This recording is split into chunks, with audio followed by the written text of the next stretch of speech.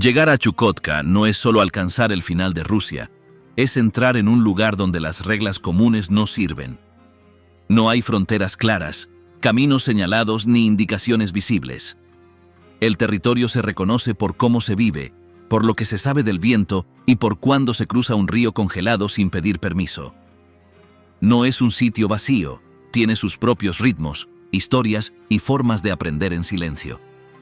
Desde la costa, Alaska está cerca, pero lo que separa a ambos lugares no es la distancia, sino la forma de vivir.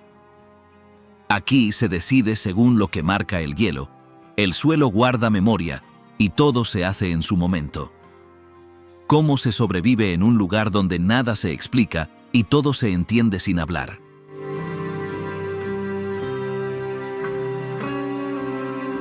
Los pueblos del Ártico Oriental nunca esperaron visitas. Vivían según reglas que no necesitaban explicarse. Algunos estaban cerca del mar y se dedicaban a cazar focas y morsas. Otros seguían los movimientos de los renos tierra adentro. No hablaban de tener propiedad sobre la tierra. La prioridad era usarla sin dañarla. Nadie ponía cercas, no había fronteras marcadas. Se orientaban por accidentes del paisaje, por una roca distinta, por un grupo de árboles torcidos, por un paso que solo se ve cuando baja la neblina. Las viviendas eran sencillas, desmontables, adaptadas para moverse. Algunas eran semienterradas para conservar el calor. Otras se construían con huesos, pieles y madera traída por el mar. Todo se reutilizaba. Nada se tiraba si todavía podía servir. Los trineos, la ropa, los utensilios, todo se fabricaba a mano, con técnicas heredadas de generación en generación, sin necesidad de escribir ni dibujar nada. El control ruso no se instaló de golpe. Primero aparecieron visitantes ocasionales que intentaban establecer contacto, montar estaciones o simplemente dejar algún rastro. Más adelante llegaron expediciones organizadas con órdenes de medir, levantar registros, trazar mapas. Ya no se trataba solo de observar, también querían intervenir. Empezaron a imponer nuevas formas de organización, muchas de ellas sin sentido para la población local. Aparecieron escuelas, centros de salud, estaciones meteorológicas, puestos de control, todos ubicados según decisiones tomadas desde despachos lejanos que no consideraban las dinámicas del lugar. Algunas de esas construcciones quedaban aisladas durante meses por tormentas, otras se abandonaban porque el terreno inestable las tragaba. La población no se enfrentó abiertamente a esos cambios. Muchas veces simplemente continuaron con su forma de vida, sin oponerse ni adoptar del todo lo nuevo. Desde fuera podía parecer que todo estaba bajo control, pero en realidad no comprendían lo que se estaba imponiendo. La comida decía más que cualquier norma escrita. En Chukotka, la forma de alimentarse marcaba la diferencia.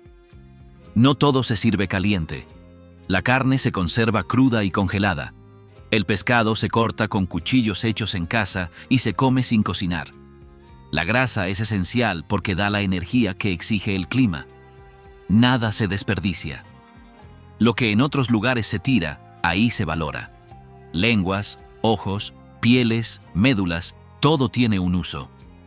El té muy caliente no es solo una bebida, es abrigo desde adentro.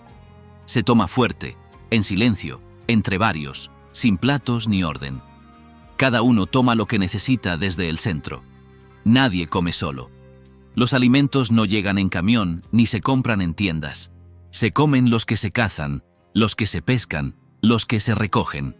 Todavía se usan trampas de piedras y huesos. A veces se lanza el arpón desde el trineo mientras se persigue la presa sobre el hielo.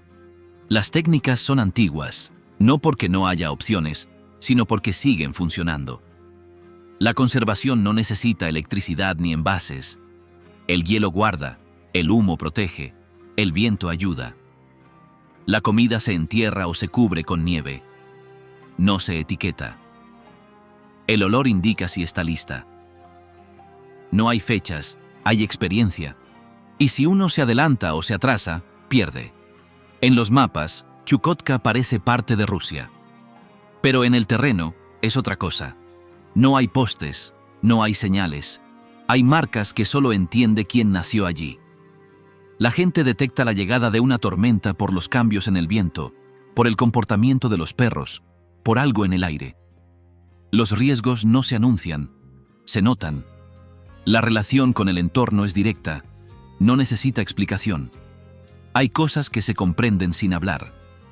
Con el tiempo, hubo intentos de registrar todo eso, de ponerlo en libros, de traducirlo a palabras, pero la mayoría de esas costumbres no entra en ningún texto. Está en los gestos, en las pausas, en la manera de entregar algo sin decir nada.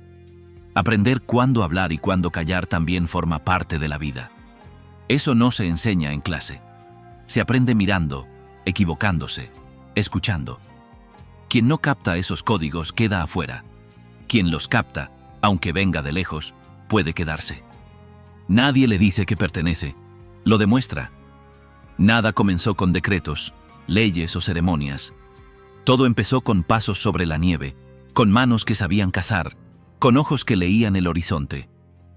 Empezó cuando los cuerpos aprendieron a resistir el frío sin dejar de moverse, cuando las familias compartían sin contar, sin medir. No hubo discursos, ni grandes palabras, ni relatos de gloria. Solo vida que se fue adaptando y que todavía sigue ahí.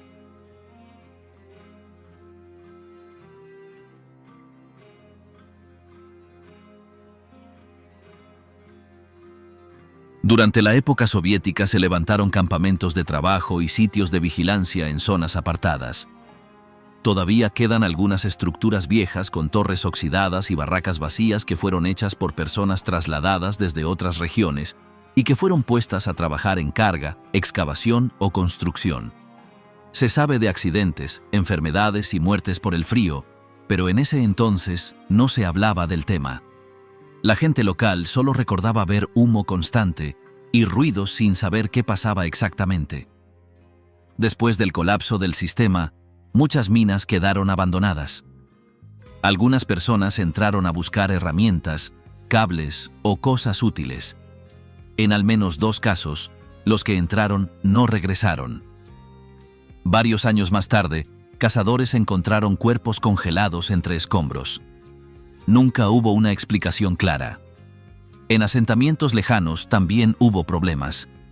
A veces eran disputas por combustible o alimentos. Otras veces se trataba de conflictos dentro de las mismas familias. El encierro, el clima, la falta de espacio y el alcohol generaban situaciones complicadas. Hubo incendios por velas mal apagadas, accidentes con motos, peleas fuertes. Los centros de salud hacían lo posible, pero no todo podía resolverse ahí mismo, y no siempre se lograba un traslado a tiempo. En las zonas costeras han llegado barcos sin previo aviso, algunos con cazadores sin permiso o intercambios no controlados. En ciertos muelles se encontraron restos de animales protegidos, huellas de ruedas y cajas sin registrar. Las autoridades locales hacen recorridos cuando pueden, pero el territorio es muy grande. Las relaciones entre vecinos también están guiadas por reglas no escritas. Mirar fijamente sin razón es mal visto. Los saludos son breves y sin levantar la voz. Al entrar a una vivienda se dejan las botas afuera y no se avanza sin que el dueño lo indique. Cada espacio tiene un orden que no se menciona, pero todos lo siguen. Durante las comidas, los adultos comen primero y los niños esperan. Nadie repite hasta que todos tengan algo. Dejar comida en el plato sin necesidad se ve como falta de respeto. Las cosas que no son propias no se tocan. Si se pide algo prestado, se devuelve igual o mejor. Si se rompe, se arregla o se repone. No se habla con ligereza de los que ya no están. Sus nombres se mencionan con cuidado, las fotos se colocan en lugares tranquilos y los recuerdos se comparten en voz baja. Si alguien desaparece en la tundra, se activa una búsqueda con motos, trineos o helicópteros. Todos participan sin hacer preguntas. Se revisan los refugios, se recorren los posibles caminos y nadie se queda esperando. Durante los encuentros importantes, el teléfono se apaga.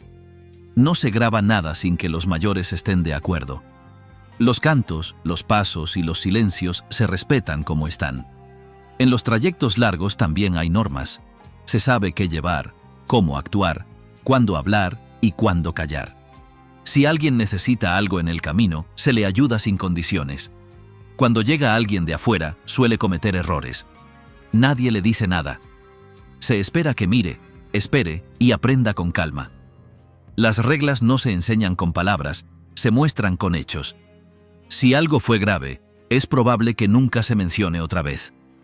En ese lugar, donde todo es más difícil y lento, cada cosa se hace con precaución. Nadie espera explicaciones. Se vive así porque así ha sido siempre. En las casas se siguen combinando prácticas antiguas con cosas más recientes. Los pueblos de la región han tenido creencias que no dependen de templos ni de libros. Por muchos años, las personas vivieron según sus propias formas de ver el mundo, con rituales que se hacían en familia, en grupos pequeños o en espacios naturales marcados por la costumbre. Los chamanes eran parte de eso. No llevaban uniforme ni necesitaban permiso. Tenían objetos propios, tambores, collares, símbolos y una manera de hablar que los diferenciaba. Sabían curar, interpretar señales, guiar en decisiones importantes y mantener el contacto con los que ya no estaban. Los conocimientos se pasaban en silencio, sin papeles, de persona a persona. Los animales tenían significado especial. Algunos se trataban con respeto, otros se evitaban. Las fechas claves seguían la luna o el clima. En ciertos momentos se ofrecía comida, se encendía fuego o se cantaba. Cada cosa tenía su sentido. Durante los años del poder soviético, muchas de esas prácticas se prohibieron, pero no desaparecieron. Se siguieron haciendo en voz baja, dentro de las casas o en zonas donde nadie vigilaba.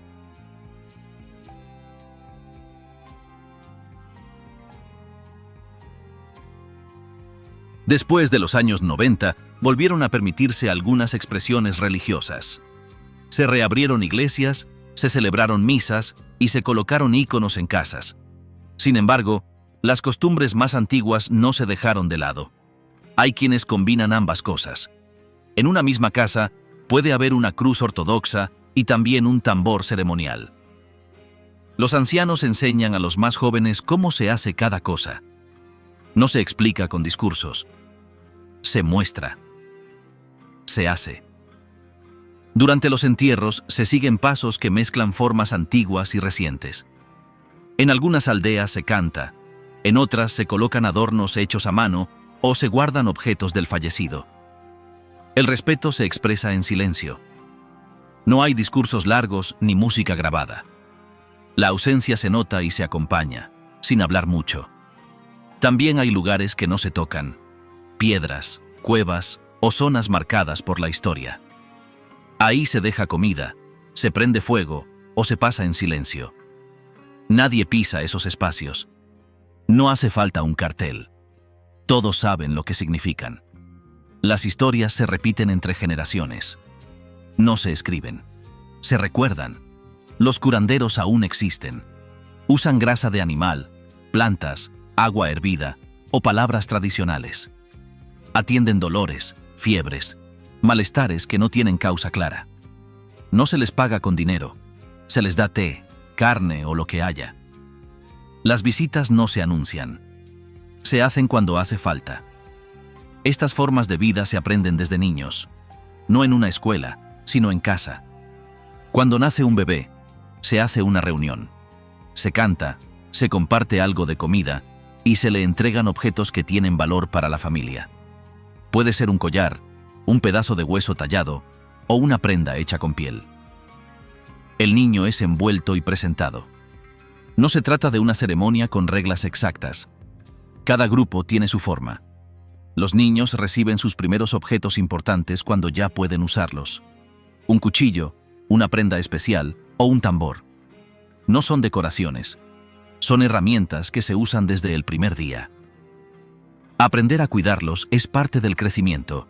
No se explica con palabras. Se vive. El primer viaje con los mayores es un momento clave. Puede ser para cazar, para buscar algo o solo para acompañar. Lo importante es lo que se aprende en ese trayecto. A observar, a callar, a entender señales. Al volver, la mirada de los demás ya es distinta. se reconoce que algo cambió. Las uniones también siguen costumbres propias. A veces hay intercambio de objetos. Otras veces se cocina algo especial y se comparte entre familias. No hay registro oficial. La gente del pueblo sabe quién está con quién porque estuvo ahí ese día. Desde entonces, viven juntos. La casa puede ser nueva o solo una parte separada de otra.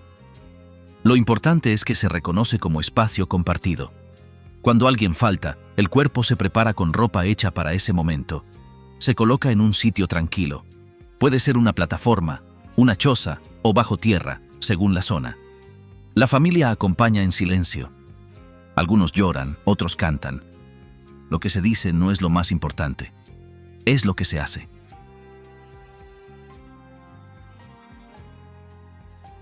En esa región, la forma de moverse cambia con cada estación, porque el clima, las distancias y los recursos disponibles deciden cómo se viaja. Lo que funciona en invierno ya no sirve en verano, y lo que se puede usar en tierra firme queda inservible cuando aparece la nieve o el barro. En las zonas habitadas hay caminos de tierra que unen barrios, depósitos y oficinas públicas. Los vehículos más comunes son camionetas grandes con tracción total, aunque también se usan máquinas con orugas para cruzar suelos blandos o superficies congeladas. Los mecánicos del lugar adaptan piezas para que resistan el frío. Para llegar de un pueblo a otro, se usan caminos de grava que solo están en buenas condiciones durante los meses más secos. Cuando empieza el deshielo, las ruedas se hunden y los traslados por tierra se vuelven imposibles.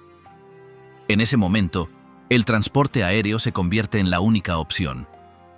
Los helicópteros llevan alimentos, medicinas o pasajeros cuando las rutas se bloquean. En invierno, las motos de nieve son imprescindibles. Funcionan con combustible que se almacena con antelación. Quienes las manejan conocen rutas que no están marcadas, pero que cruzan lagos, ríos y tundras congeladas. Se guían con referencias naturales y mapas aprendidos de memoria. Durante el verano, cuando el hielo se retira, barcos pequeños recorren la costa transportando herramientas, materiales o combustible. En algunos pueblos, los pescadores prestan sus botes para cruzar a comunidades cercanas. Cada embarcación tiene su dueño, su recorrido y sus límites. En zonas más alejadas, los trineos todavía se usan. Están hechos de madera local y correas de cuero. Algunos se mueven con perros. Otros han sido modificados con motores pequeños. En las familias que crían renos, estos animales también se usan para avanzar por terrenos difíciles. Los niños asisten a la escuela caminando, en moto o en trineo. Cuando la nevada es muy fuerte, los maestros avisan por radio si habrá clases. En los internados, los alumnos se quedan por semanas para no correr riesgos. Las visitas familiares se hacen solo cuando el clima es estable. Los médicos se trasladan en moto de nieve, trineo o helicóptero. Llevan lo necesario en maletines y reparten medicinas en distintos puntos en una sola salida. Si hay una urgencia, se organiza un vuelo directo a la capital, donde ya esperan ambulancias y personal de guardia. Las cosas grandes llegan por avión. En la temporada cálida, también entran barcos con víveres o herramientas. La descarga se hace a mano o con grúas sencillas. Los vecinos ayudan, reparten y trasladan los paquetes a las casas, escuelas o centros médicos. Dentro de los pueblos, las personas caminan con botas altas, linternas en los bolsillos y palas en la espalda. El hielo cambia la forma de las calles, así que se colocan estacas para marcar los bordes. El traslado no es solo desplazarse, es planear, guardar lo necesario, conocer el terreno y compartir el esfuerzo. Nadie se mueve por gusto. Cada recorrido se calcula, se organiza y se recuerda. En ese mismo territorio hay zonas mineras. Se han encontrado depósitos de oro, estaño, carbón y otros materiales. Algunas empresas extraen recursos bajo tierra o desde ríos antiguos. Estas operaciones comenzaron en tiempos soviéticos y hoy siguen activas con compañías privadas o compartidas. En las áreas montañosas se trabaja con maquinaria pesada durante los meses más estables. Cuando llega el frío extremo, se reduce la actividad o se pasa a zonas cerradas. El oro se encuentra en vetas profundas o en lechos secos. Se usan taladros, explosivos y cintas transportadoras para mover las rocas. Luego se trituran y se separa el material útil. Este proceso requiere agua, combustible y productos químicos que se manejan en espacios cerrados cerca del sitio. Los trabajadores viven en barracones cerca de las minas. Duermen por turnos. Comparten los comedores y los baños. Algunos pasan varias semanas sin salir. Se organizan en grupos para operar la maquinaria, revisar conductos y mantener la seguridad. También se extrae estaño, que se usa en componentes, y carbón, que sirve como fuente de energía. Las minas a cielo abierto se excavan por niveles y las subterráneas se refuerzan con madera o metal. Los caminos hacia estas zonas son de grava o hielo. Se construyen rutas temporales que solo sirven ciertos meses. Cuando sube la temperatura, los vehículos pesados no pueden pasar y entonces se recurre a los helicópteros para mover piezas o personal.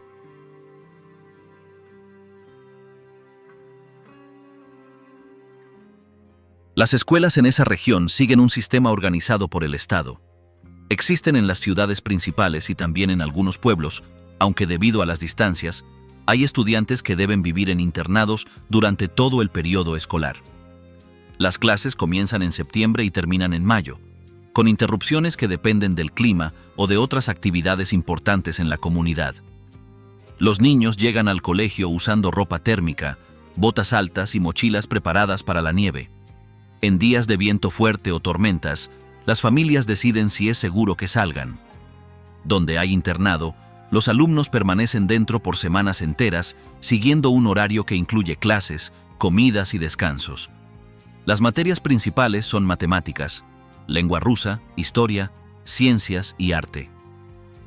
En algunos lugares también se enseña la lengua local, como chukchi o yupik, dependiendo del pueblo.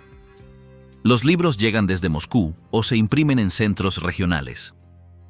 Algunos docentes traducen los contenidos para que los alumnos los comprendan mejor. Las aulas tienen estufas, paredes aisladas y ventanas dobles.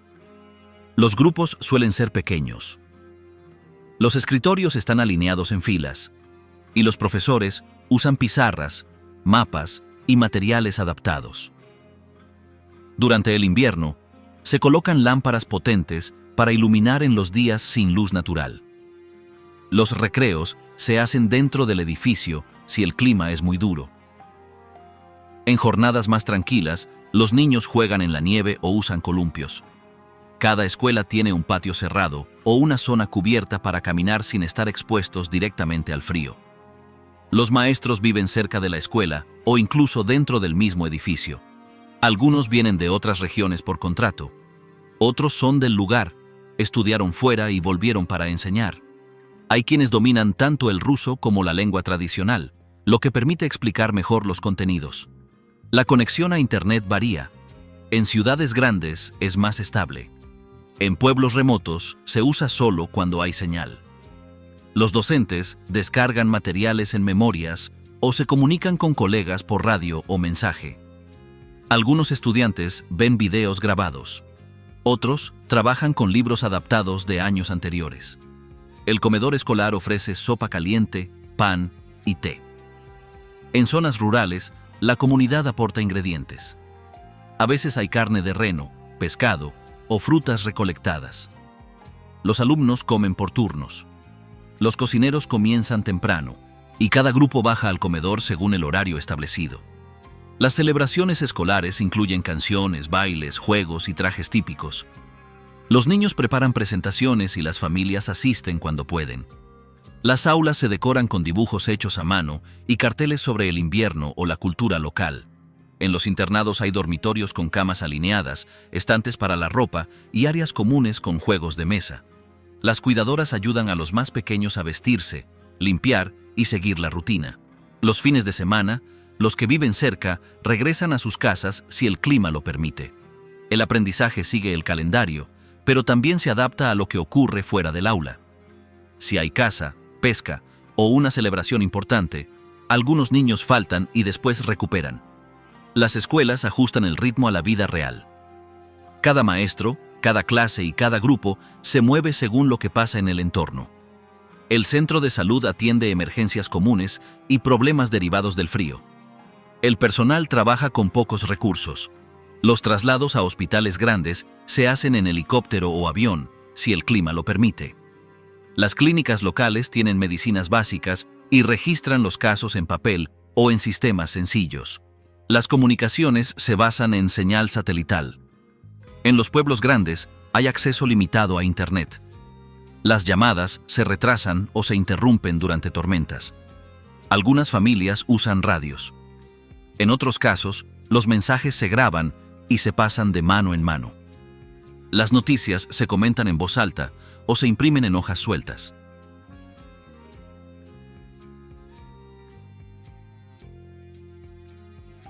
En las ciudades principales, como la capital, los edificios se pintan con colores fuertes para destacar en el paisaje blanco. El puerto funciona solo cuando el mar no está congelado. Por allí llegan combustibles, alimentos, repuestos y maquinaria que se distribuyen a otras zonas. Las construcciones públicas tienen calefacción central. Hay técnicos que revisan calderas, tuberías y generadores. Si algo falla, la actividad se detiene hasta que se arregla. En los barrios antiguos, los pasillos entre edificios se cierran con láminas metálicas para evitar el paso del viento. Las casas en los pueblos están hechas de madera, paneles o bloques. Se levantan sobre pilotes para que el calor no derrita el suelo congelado. Las ventanas son dobles y las puertas reforzadas. En muchas viviendas se guardan gallinas, perros o generadores. La gente mantiene en buen estado los espacios compartidos. Se organizan para limpiar la nieve, revisar las calderas y reparar los techos. Las herramientas se prestan entre vecinos. Si alguien necesita leña o combustible, otro le trae lo que falta. Los niños juegan en patios cerrados o dentro de los colegios. Hay columpios adaptados al clima, pelotas resistentes al frío y salas de reunión. Cuando nieva demasiado, las clases se suspenden o se hacen en casa.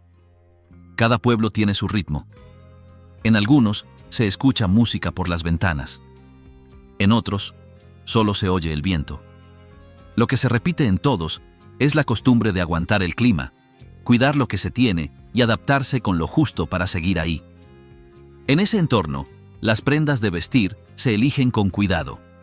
Se usan varias capas, con pieles, lana gruesa y botas especiales. Cada familia guarda ropa adecuada para su zona. En los pueblos nativos, la vestimenta tradicional sigue presente. Está diseñada para protegerse del viento y de la nieve sin perder movilidad. La ropa no es solo abrigo, también es parte de la rutina, de la forma de vida y del respeto por lo que rodea. Las decisiones se toman según el clima. Las actividades se planean después de revisar los pronósticos. Se escuchan en la radio, se leen en carteles o se comentan entre vecinos. Así, cada día comienza con la misma pregunta: ¿cómo está el tiempo? Porque de eso depende todo lo que sigue.